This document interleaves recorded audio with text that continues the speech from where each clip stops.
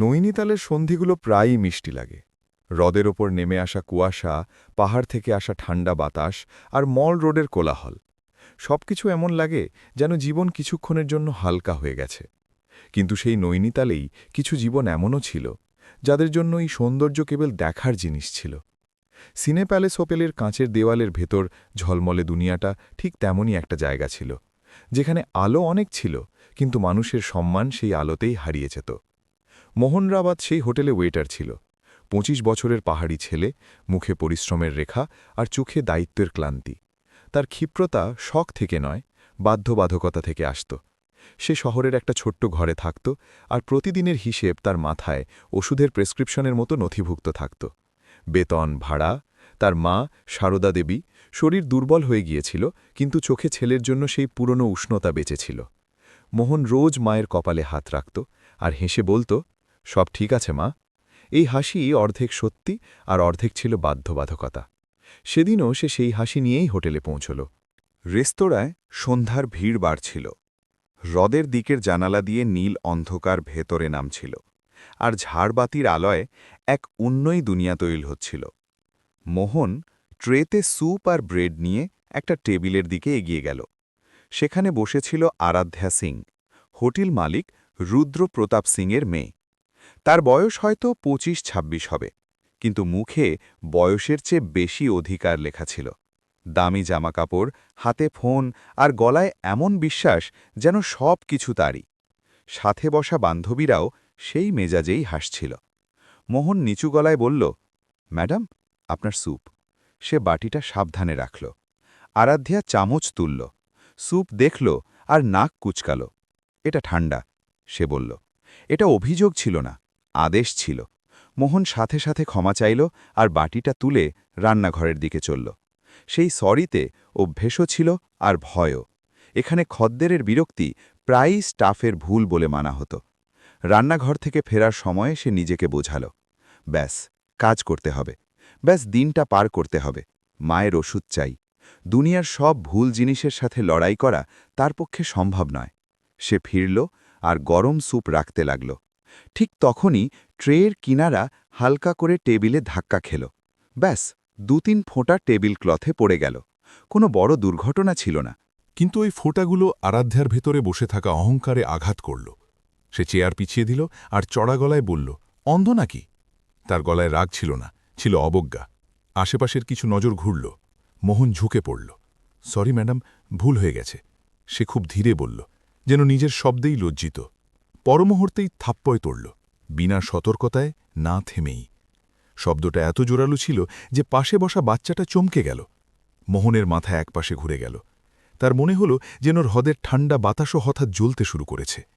ব্যথা ততটা ছিল না যতটা এই অনুভূতি যে সবাই দেখল, আর সবাই চুপ করে রইল। নীরবতা এমন ছিল যেন দেয়ালগুলোও শ্বাস আটকে দাঁড়িয়ে আছে।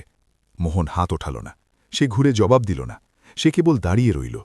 তার চোখের সামনে মায়ের মুখ ভেসে উঠল, হাসি খুশি। সে ভাবল যদি সে কিছু বলে তবে চাকরি যাবে। চাকরি গেলে? সে সামনে ভাবা ছেড়ে দিল। সে কেবল মুষ্টি শক্ত করল। ম্যানেজার দৌড়ে এলো। তার নজর সরাসরি আরাধ্যার উপর গেল। সরি ম্যাম, আমি দেখছি, সে বলল। মোহনের দিকে সে তাকালোও না। আরাধ্যা কবজি ঝটকাতে ঝটকাতে বলল, এমন লোক রাখো কেন? হোটেলে স্ট্যান্ডার্ড নিচে নামায়। বান্ধবীরা হাসল। মোহনের মনে হল যেন তার পরিশ্রমের উপর নয়, তার দারিদ্র্যের উপর হাসা হচ্ছে। তখনই রুদ্র প্রতাপ সিং পৌঁছালেন। লম্বা বাপু, কঠোর মুখ, আর চালচলনে ক্ষমতার বিশ্বাস। আরাধ্যা বলল, ড্যাড, এই স্টাফ খুব বেয়াদব। রুদ্রপ্রতাপ সিং মোহনের দিকে তাকালেন। না কোনো মানুষ হিসেবে, না কোনো ছেলে হিসেবে। একে সরাও, তিনি বললেন। খদ্দেরদের সমস্যা হওয়া উচিত নয়। এই ছোট বাক্যটা মোহনের পুরো সম্মানকে পিষে দিল। মোহন চুপচাপ দরজার দিকে এগিয়ে গেল। তার পা ভারী ছিল, কিন্তু চাল ছিল সোজা। বাইরে হ্রদের বাতাস তার গাল স্পর্শ করল। থাপ্পড়ের গরম ভাব এখন ছিল, কিন্তু তার চেয়ে বেশি ভেতরের অপমান জ্বলছিল। এমন অপমান যা কোনো ব্যান্ডেজ দিয়ে ঢাকা যায় না। সে এক মুহূর্তের জন্য হোটেলের ঝলমলে জানালাগুলোর দিকে তাকাল। তার মনে হল যেন সে অন্য কোনো দুনিয়া দেখছে, যেখানে মানুষের দাম তার এইসিয়াত দিয়ে ঠিক হয়। রাতে ঘরে পৌঁছে সে মাকে দেখল। দেখেই গলা ধরে এলো। মা, আমি ঠিক আছি, সে বলল। সে অনেকক্ষণ বিছানের প্রান্তে বসে রইল। আয়নায় দেখল গালে হালকা দাগ ছিল, কিন্তু তার মনে হল দাগটা মুখে নয়, আত্মায় লেগেছে। সেখানে বসেই সে সিদ্ধান্ত নিল, কোনো চিৎকার নয়, কোনো স্লোগান নয়, কেবল একটা শান্ত, ভারী সিদ্ধান্ত। সে আর এই হোটেলে ফিরে যাবে না। সে অপমানকে রোজকার অভ্যেসে পরিণত করবে না। তার মায়ের চিন্তা ছিল, আগামীকালের চিন্তা ছিল, কিন্তু এখন তার নিজের সম্মানেরও চিন্তা ছিল। ভেতর থেকে আওয়াজ এলো, যদি আজ সে ঝুঁকে যায় তবে কাল সবাই তাকে ঝোঁকাবে।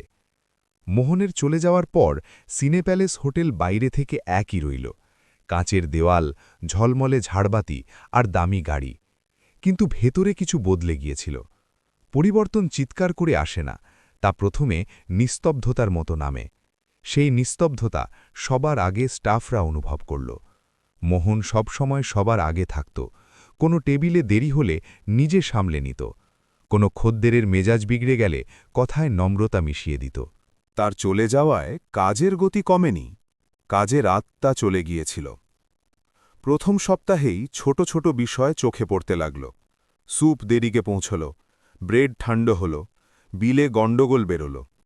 এই ভুলগুলো আগেও হতো, কিন্তু তখন সেগুলো সামলানোর কেউ ছিল। এখন ভুল ভুল হয়েই থেকে যেত। স্টাফদের চোখে ভয় নেমে এসেছিল।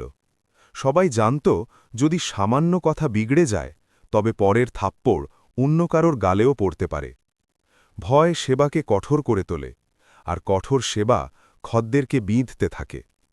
খদ্দেররা আসতে থাকল, কিন্তু তাদের মুখ বদলে গেল।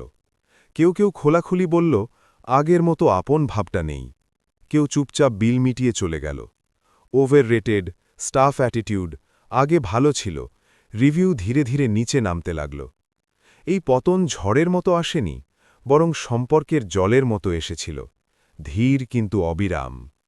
আরাধ্যা সিনহার শুরুতে কোনো প্রভাব পড়ল না। হোটেল এখনও তারই ছিল। সে আসত, সেই টেবিল, সেই অধিকার। কিন্তু সে এটা দেখতে পাচ্ছিল যে ম্যানেজার এখন আর আগের মতো দৃঢ়তার সাথে কথা বলে না। স্টাফরা তার থেকে চোখ লুকোতে শুরু করল। সব কিছু নিজের জায়গায় থেকেও যেন নিজের জায়গায় ছিল না। রুদ্রপ্রতাপ সিংহ এই পরিবর্তন অনুভব করলেন, কিন্তু সেটাকে মৌসুমী উত্থান পতন বলে এড়িয়ে গেলেন। বড় ব্যবসায়ীরা প্রায়ই এমনটাই করেন। যতক্ষণ না লোকসান কাগজে ভারী দেখায়, ততক্ষণ দিলের ওপর হালকা থাকে। তিনি মিটিং ডাকলেন, ম্যানেজারকে বোক দিলেন, নতুন নিয়ম ধরিয়ে দিলেন। নিয়ম বাড়তে থাকল, ভরসা কমতে থাকল, আর যেখানে ভরসা কমে সেখানে নিয়ম বোঝা হয়ে দাঁড়ায়। শহরে ধীরে ধীরে কথা ছড়াতে লাগল। নৈনিতাল ছোট শহর, এখানে নীরবতাও খবর হয়ে যায়। মল রোডের দোকানগুলোতে, হ্রদের ধারের বেঞ্চে, ট্যাক্সি স্ট্যান্ডে লোক বলতে লাগল, সিনে প্যালেস আর আগের মতো নেই। কেউ একজন জুড়ে দিল, শুনেছি ওখানে স্টাফের সাথে খারাপ কিছু হয়েছিল। নাম নেওয়া হলো না, কিন্তু ইঙ্গিত পরিষ্কার ছিল। হোটেলের চাকচিক্যে হালকা ছায়া পড়ে গেল। এরই মধ্যে মোহন শহরের অন্য প্রান্তে একটা ছোট হোটেলে পৌঁছাল। দেবদার এন। না ঝাড়বাতি, না কাচের দেওয়াল, কাঠের টেবিল, সাদামাটা পরিবেশ, আর একজন ম্যানেজার যার গলায় আদেশ নয়, আপন ভাব ছিল। মোহন কাজ চাইল।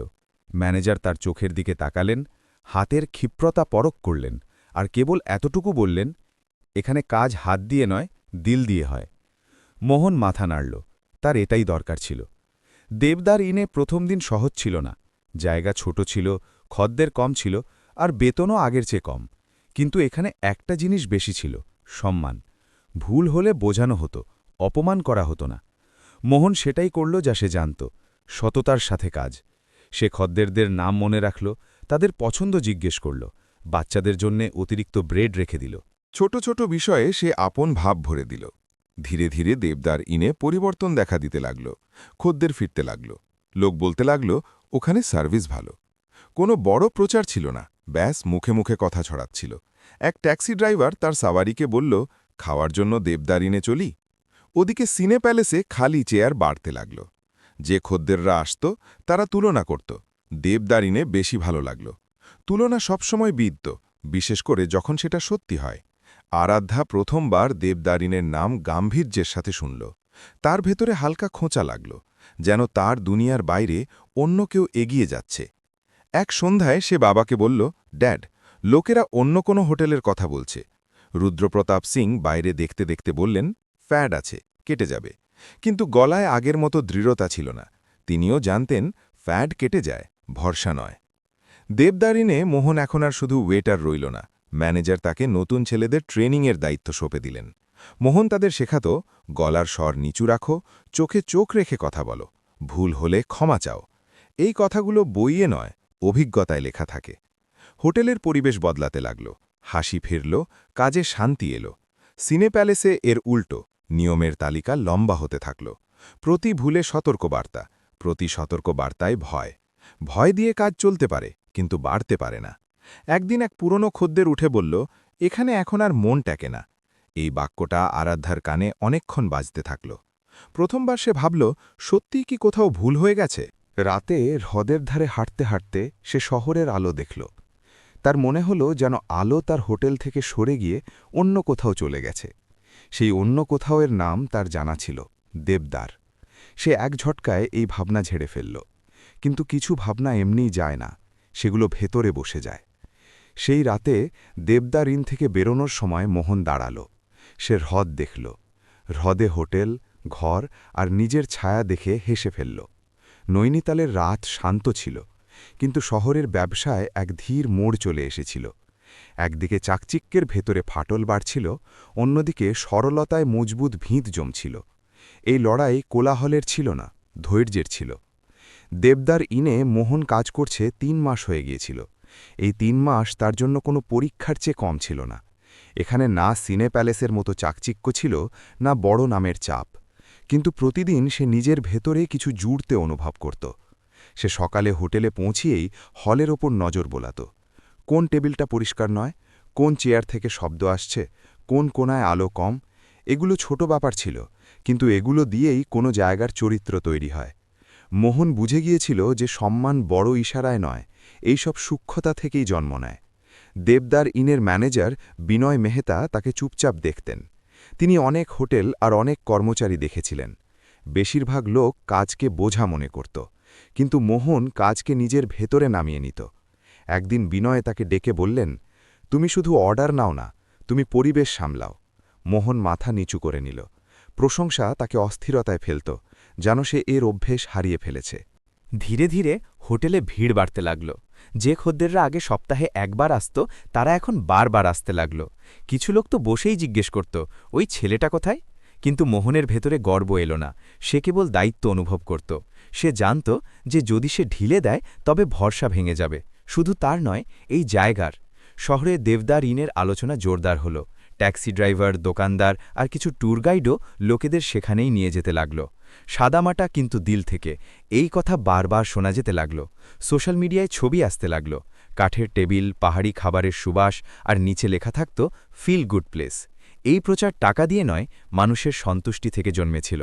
মোহন এখন আর শুধু ওয়েটার ছিল না, বিনয় তাকে শিফট ইনচার্জ বানিয়ে দিয়েছিলেন এবং নতুন ছেলেদের ট্রেনিংয়ের দায়িত্বও দিয়েছিলেন। মোহন তাদের বোঝাত, খদ্দেরকে রাজা মনে করো না, তাকে মেহমান মনে করো। সে বলত যে ভুল হলে ক্ষমা চাওয়া দুর্বলতা নয়, সততা। নতুন ছেলেরা মন দিয়ে শুনত, কারণ মোহনের কথায় জীবনের অভিজ্ঞতা ছিল। এরই মধ্যে সিনে প্যালেসের অবস্থা আরও খারাপ হতে লাগল। বড় বড় পোস্টার, অফার আর বিজ্ঞাপন সত্ত্বেও ভিড় কমতে থাকল। পুরনো খদ্দেররা ফিরে আসা বন্ধ করে দিয়েছিল। রুদ্রপ্রতাপ সিংয়ের গায়ে বিঁধতে লাগল। তিনি কখনো ভাবেননি যে তার হোটেল এই কারণে পরিচিত হবে। তার কাছে ভয় একটা হাতিয়ার ছিল, কিন্তু এখন সেই হাতিয়ার তার দিকেই ঘুরে গিয়েছিল। আরাধ্যা এই পরিবর্তনটা সবার আগে অনুভব করছিল। তার এখন সিনে প্যালেসে বসতে ভালো লাগত না। হলের খালি চেয়ারগুলো তার চোখে লাগত। স্টাফদের ঝুঁকে থাকা মুখ তাকে অস্বস্তিতে ফেলত। সে বুঝতে পারছিল না যে সবকিছু থেকেও সবকিছু ভেঙে কেন যাচ্ছে।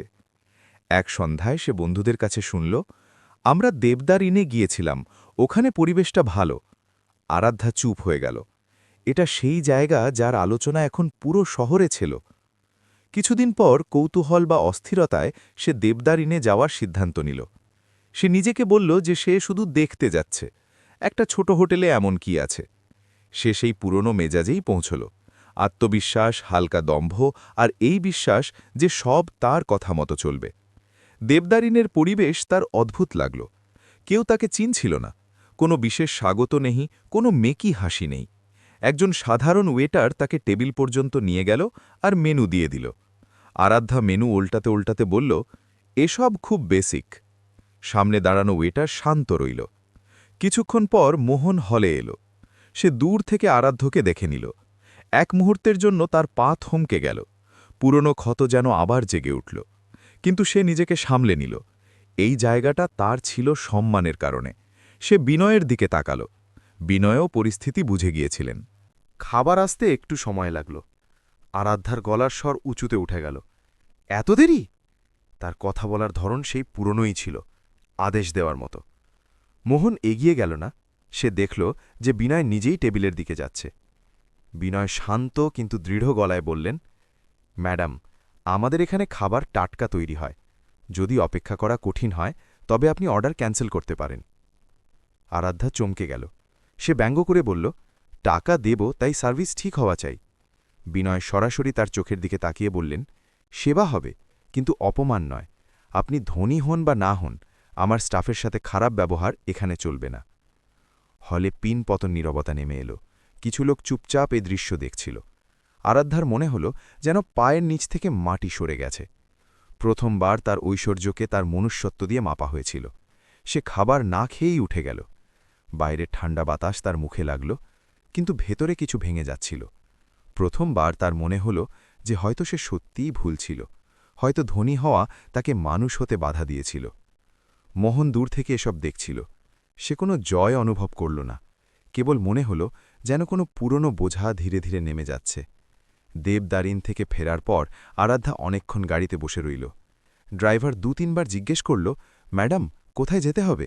কিন্তু সে কোনো জবাব দিল না। বাইরে নৈনিতালের রাস্তা তার গতিতে চলছিল। লোক হাসাহাসি করতে করতে যাচ্ছিল, কিন্তু তার ভেতরে সব কিছু থমকে ছিল। বিনয় মেহতার শব্দগুলো, এখানে অপমান চলবে না, তার কানে বারবার বাজছিল। সেগুলো শব্দ ছিল না, একটা আয়না ছিল, যাতে সে প্রথমবার নিজেকে কোনো সাজসজ্জা ছাড়াই দেখেছিল। সেই রাতে আরাধ্যা অনেকক্ষণ ঘুমোতে পারল না। বিনয়ের কথাগুলো তার মনে বাজতে থাকল। এখানে অপমান চলবে না। তার সিনে প্যালেসের সেই হল মনে পড়ল, যেখানে সে কখনো থাপ্পড় মেরেছিল। প্রথমবার সে সেই মুহূর্তকে সামনের জনের নজর দিয়ে দেখল, আর এই অনুভূতি ভেতর পর্যন্ত বিধে গেল। সিনে প্যালেসে ফিরতেই সে সোজা নিজের ঘরে চলে গেল। জানালা দিয়ে হোটেলের হল পরিষ্কার দেখা যেত। একসময় জমজমাট থাকা জায়গাটা এখন অর্ধেক খালি ছিল। কিছু টেবিলে লোক বসেছিল, কিন্তু সেই পুরনো জৌলুস ছিল না। স্টাফরা চুপচাপ কাজ করছিল, যেন প্রতিটা পা মেপে ফেলছে। আরাধ্যার মনে পড়ল একসময় ছিল যখন সে এখানে পা রাখতেই পরিবেশ বদলে যেত। আজ সেই জায়গায় তার অচেনা লাগছিল। রুদ্রপ্রতাপ সিং ভেতর থেকে অস্থির ছিলেন। গত ২ মাসের রিপোর্ট তার সামনে ছিল। অকিউপেন্সি কমে যাচ্ছে, অনলাইন রিভিউ আরও নিচে চলে গেছে। তিনি বিজ্ঞাপন বাড়িয়েছেন, অফার এনেছেন, নতুন শেফ ডেকেছেন, কিন্তু ভরসা ফিরে আসছে না। ভরসা টাকা দিয়ে ফেরে না, ওটা ভেতর থেকে আসে। এই কথা তিনি জানতেন, কিন্তু মেনে নেওয়া কঠিন ছিল। এক সন্ধ্যায় তিনি ম্যানেজারকে ডাকলেন। গলায় কঠোরতা ছিল, কিন্তু চোখে চিন্তা। লোকেরা যাচ্ছে কোথায়? তিনি জিজ্ঞেস করলেন। ম্যানেজার ইতস্তত করে বলল, স্যার, দীপদারিন। এই নামটা শুনতেই রুদ্রপ্রতাপ সিংয়ের ভ্রু কুঁচকে গেল। ওই ছোট হোটেলটা? তিনি জিজ্ঞেস করলেন। ম্যানেজার মাথা নাড়ল। পরিবেশ, এই শব্দটা তাকে বিঁধল। পরিবেশ নিয়ম দিয়ে নয়, মানুষ দিয়ে তৈরি হয়। এই কথা তিনি জানতেন, কিন্তু মানা থেকে বেঁচে চলছিলেন। ওদিকে দেবদারেনে জৌলুস ক্রমাগত বাড়ছিল। উইকেন্ডে ওয়েটিং শুরু হয়ে গিয়েছিল। বিনয় মোহনকে ডেকে বললেন, আমাদের ছড়িয়ে পড়ার নয়, গভীরতার প্রয়োজন। মোহন এই কথাটা বুঝল। সে স্টাফদের বলল যে ভিড় বাড়লেও যেন গলার স্বর উঁচু না হয়, হাসি যেন মেকি না লাগে। মেনুতে সে ছোট ছোট পরিবর্তন আনল, স্থানীয় স্বাদ, সাধারণ পরিবেশনা। লোক এই সব জিনিসের জন্যই ফিরে আসত। মোহনের দায়িত্ব আরও বেড়ে গেল। সে এখন আর শুধু শিফট ইনচার্জ নয়, পরিচালন বা ম্যানেজমেন্টেও হাত লাগাতে শুরু করেছিল। স্টাফরা তার কথা এই জন্যই মানত, কারণ সে তাদের মাঝখান থেকেই এসেছিল। সে কখনো কারোর উপর গলা চড়ায়নি, ভুল হলে বুঝিয়েছে, সঠিক কাজ করলে মন খুলে প্রশংসা করেছে। সম্মানের এই পদ্ধতি ধীরে ধীরে শহরে পরিচিতি পাচ্ছিল। সিনে প্যালেসে অবস্থা এর উল্টো ছিল। একদিন এক পুরনো কর্মচারী না বলে চলে গেল। অন্যজন ছুটি চাইল আর ফিরে এলো না। রুদ্রপ্রতাপ সিংকে এইসব প্রথমবার ভয় দেখাতে লাগল। তিনি আরাধ্যার সাথে কথা বলার চেষ্টা করলেন। তুমি কিছু বুঝতে পারছ? তিনি জিজ্ঞেস করলেন। আরাধ্যা চুপ রইল। সে কি বলতো যে দেবদার এনে সে নিজেকে ছোট অনুভব করেছিল, যে সেখানে কেউ তার টাকাকে তার মনুষ্যত্বের ওপরে রাখেনি। সেই রাতে সে বাবাকে শুধু এতটুকু বলল, ড্যাড, হয়তো আমরা ভুল পদ্ধতিতে চালাচ্ছি। এই বাক্যটা তার জন্য সহজ ছিল না। সে কখনো আমরা ভুল বলেনি। রুদ্রপ্রতাপ সিং তাকে মনোযোগ দিয়ে দেখলেন। মেয়ের চোখে এখন আর দম্ভ ছিল না, শুধু ক্লান্তি ছিল। প্রথমবার তার মনে হল যে হয়তো পরিবর্তন জরুরি। পরের সপ্তাহে শহরে ফুড ফেস্টিভ্যাল হল। দেবদারিন ছোট একটা স্টল লাগালো, যেখানে সিনে প্যালেস লাগালো, বড় আর চকচকে। লোক প্রথমে সিনে প্যালেসের স্টলে গেল, ছবি তুলল, তারপর দেবদারিনের দিকে ঘুরে গেল খাওয়ার জন্য। এই দৃশ্য আরাধ্যা দূর থেকে দেখল। তার মনে হল যেন ভিড় তার হাত থেকে ফসকে যাচ্ছে। সেই সন্ধ্যায় ফুড ফেস্টিভ্যালের প্রথম পুরস্কার বিজয়ী কে ঘোষণা হল। যত স্টল বসেছিল সবার মালিক আর পরিচালক উপস্থিত ছিলেন। দেবদারিনের সব স্টাফ আর মালিক উপস্থিত ছিলেন। প্রথম পুরস্কার হোটেল দেবদারিনকে দেওয়া হল। উত্তম স্টাফের পুরস্কার মোহনকে দেওয়া হল। সেই রাতে রুদ্রপ্রতাপ সিং প্রথমবার মোহনের নাম খোলাখুলি নিলেন। এসব ওই ছেলের জন্য? তিনি জিজ্ঞেস করলেন। ম্যানেজার ধীরে বললেন, স্যার, ওই ছেলেটা পরিবেশ তৈরি করে। এটা শুনে রুদ্রপ্রতাপ সিং অনেকক্ষণ চুপ রইলেন। তার সেই সন্ধ্যা মনে পড়ল যখন তিনি না শুনেই বলেছিলেন, একে সরাও। আরাধ্যার ভেতরে কিছু ভেঙে যাচ্ছিল। সে প্রথমবার বুঝতে পারল যে একটা থাপ্পড় শুধু সামনের জনকে তাড়া করে না, যে মারে তাকেও ছাড়ে না। কিছুদিন পর রুদ্রপ্রতাপ সিং সিদ্ধান্ত নিলেন। তিনি বিনয় মেহতার সাথে যোগাযোগ করলেন, সরাসরি নয়, এক পরিচিতের মাধ্যমে। বার্তা পরিষ্কার ছিল, মোহনের সাথে কথা বলতে হবে। আরাধ্যা চমকে গেল। কিসের জন্য? সে জিজ্ঞেস করল। বাবা বললেন, আমাদের ওকে ফেরত চাই। আরাধ্যা চুপ হয়ে গেল। তার বিনয়ের শান্ত মুখ আর মোহনের স্থির চোখ মনে পড়ল। তার মনে হল যদি সে ফেরে তবে শর্তে ফিরবে, আর হয়তো এটা প্রথমবার হবে যখন তাকে সত্যিই ঝুঁকতে হবে। দেবদার ইনে বিনয় মোহনকে এই কথা জানালেন। মোহন কোনো জবাব দিল না। সে কেবল জানলা দিয়ে বাইরে পাহাড় দেখল, স্থির আর অনড়। তার মনে একটাই কথা এলো, উচ্চতা সেখানেই টেকে যা নিজের শেকড় ভোলে না। সে বুঝে গেল যে এই ডাক চাকরির নয়, সম্মানের পরীক্ষা। নৈনিতালের বাতাসে এখন পরিষ্কার দুটো ধারা ছিল, একটা ভয়ে পিছিয়ে যাচ্ছিল, অন্যটা সম্মানে এগিয়ে যাচ্ছিল, আর এই দুয়ের মাঝে দাঁড়িয়েছিল একটা সিদ্ধান্ত। মোহন সেই রাতে অনেকক্ষণ ঘুমোতে পারল না। বিনয়ের কথা, সিনে প্যালেস থেকে বার্তা এসেছে, এটা সেই থাপ্পড়ের দেরিতে আসা জবাব ছিল যা আজও তার আত্মার কোথাও না কোথাও জ্বলত। মোহন জানত যে জবাব দিতে হবে, কিন্তু কিভাবে সেটা ঠিক করা সহজ ছিল না। মোহন মাকে ফোন করল। মা, তুমি ঠিক আছো? মা বললেন, বাবা, যেখানে সম্মান মিলল না সেখানে রুটিও ভারী লাগে। এই বাক্যটা মোহনের ভেতরে গেঁথে গেল, গভীর, স্থায়ী। ওদিকে সিনে প্যালেসে অস্থিরতা খোলাখুলি দেখা দিতে লাগল। রুদ্রপ্রতাপ সিংয়ের মুখ থেকে আত্মবিশ্বাস নেমে গিয়েছিল। পরিসংখ্যান তার সামনে ছিল, বুকিং কমছে, স্টাফ বদলাচ্ছে, আর শহরের মুখে দেবদার ইনের নাম। তিনি প্রথমবার এটা স্বীকার করলেন যে এই পতন কোনো অফারে আটকাবে না। তার মোহনকে চাইছিল, তার কাজ, তার প্রভাব, তার ভরসা। আর এবার তিনি এটাও জানতেন যে কথা শুধু টাকা দিয়ে হবে না। আরাধ্যা বাবাকে চুপচাপ দেখল। সে বুঝে গিয়েছিল যে এসব সেই দিন থেকেই শুরু হয়েছিল যেদিন সে থাপ্পড় মেরেছিল। দেবদার ইনে ম্যানেজারের মাপা জবাব তাকে এখনও বিঁধত। ওটা জবাব ছিল না, সীমা ছিল। প্রথমবার তাকে কেউ বলেছিল যে ধনী হওয়ার সামনেও একটা রেখা থাকে, আর সেই রেখা পার করাকে অপমান বলা হয়। রুদ্রপ্রতাপ সিং ঠিক করলেন যে কথা সরাসরি হবে। সেই সন্ধ্যায় তিনি আর আরাধ্যা দেবদার ইন পৌঁছলেন। কোনো কোলাহল নেই, বাইরে বোর্ড সেই সাধারণ, ভেতরে সেই সাদামাটা ভাব। বিনয় তাদের বসালেন। মোহন একটু দূরে দাঁড়িয়েছিল। তার ভেতরে তোলপাড় চলছিল, কিন্তু মুখে শান্তি। এই শান্তি সে পরিশ্রম দিয়ে অর্জন করেছিল। রুদ্রপ্রতাপ সিং কথা শুরু করলেন। মোহন, আমাদের ভুল হয়েছে। এই বাক্যটা তার জন্য সহজ ছিল না। আমাদের তোমাকে প্রয়োজন, হোটেল সামলানো যাচ্ছে না। তিনি টাকার প্রস্তাব দিলেন, আগের চেয়ে অনেক গুণ বেশি। এটা তার পুরনো হাতিয়ার ছিল, যা আজও তিনি বের করলেন, কিন্তু এবার ধার কম ছিল।